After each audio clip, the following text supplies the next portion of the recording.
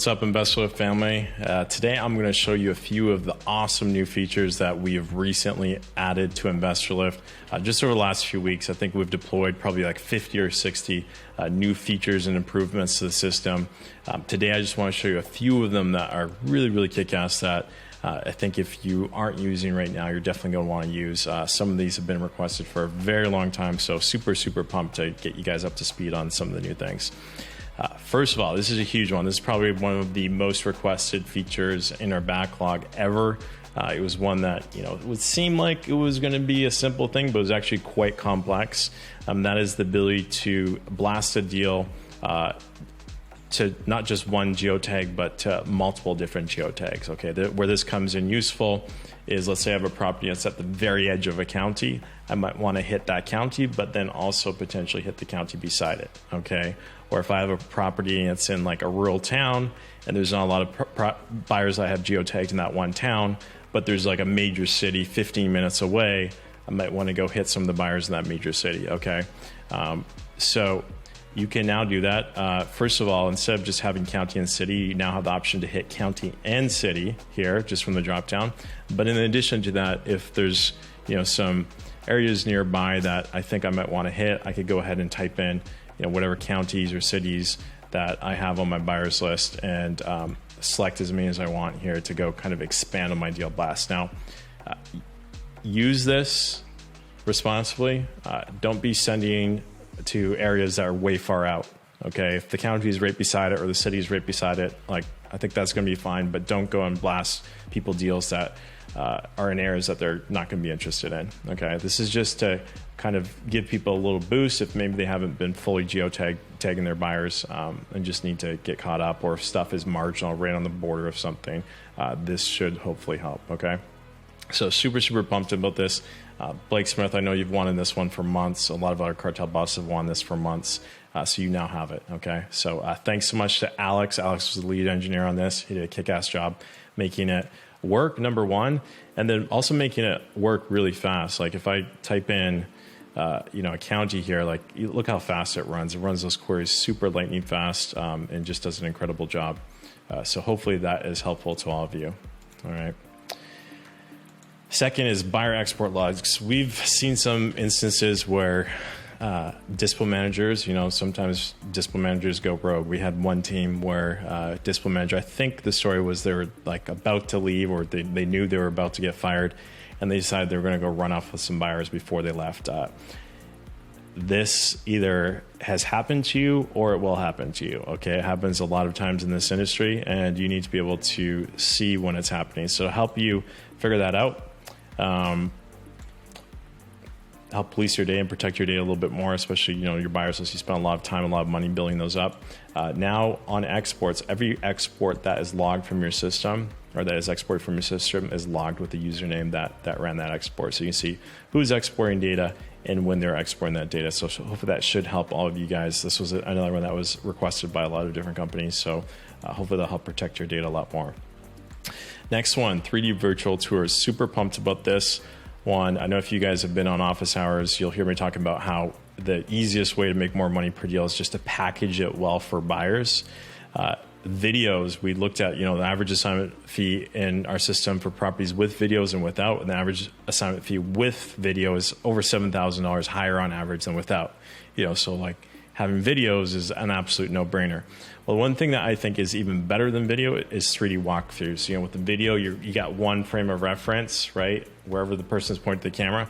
With 3D walkthroughs, specifically Matterport 3D walkthroughs, you can actually have people actually looking around. So, instead of having to go see the property and do an actual in-person tour, they can pretty much do that, from their phone or from their laptop anywhere in the world. This, I think, is going to help people get a lot more offers, and especially a lot more sight unseen offers. Okay, so there's this new tab beside photos and videos for Matterport.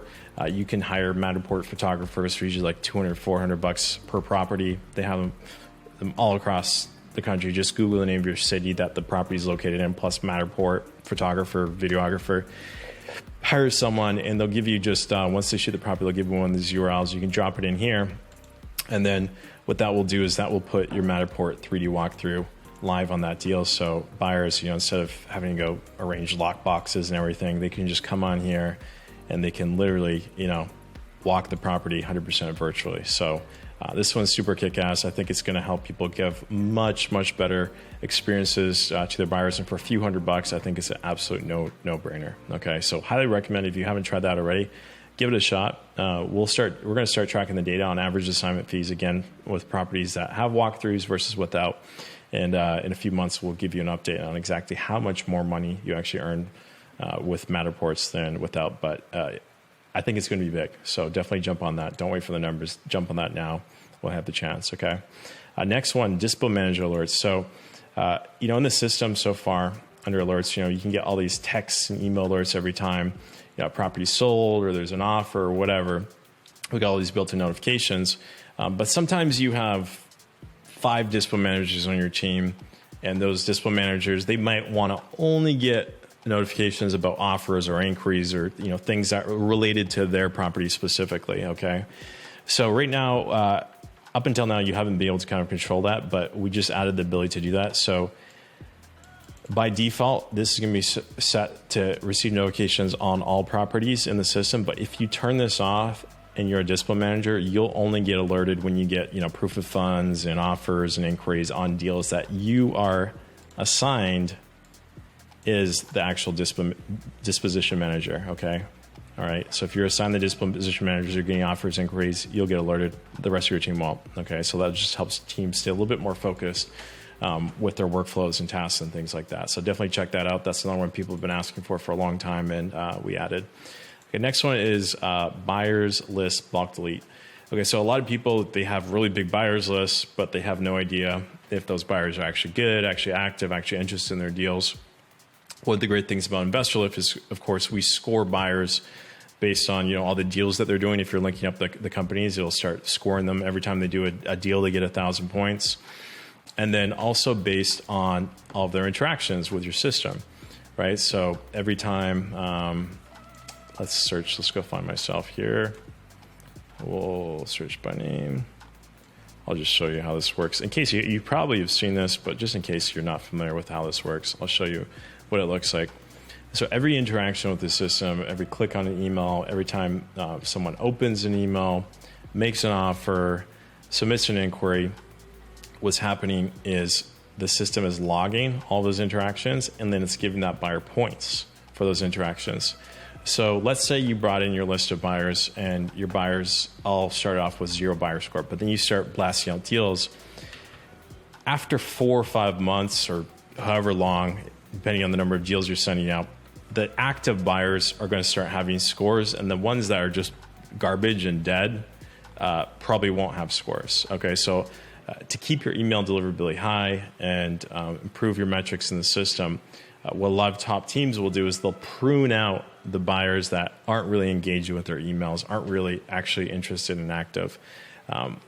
And it's been a manual process until now.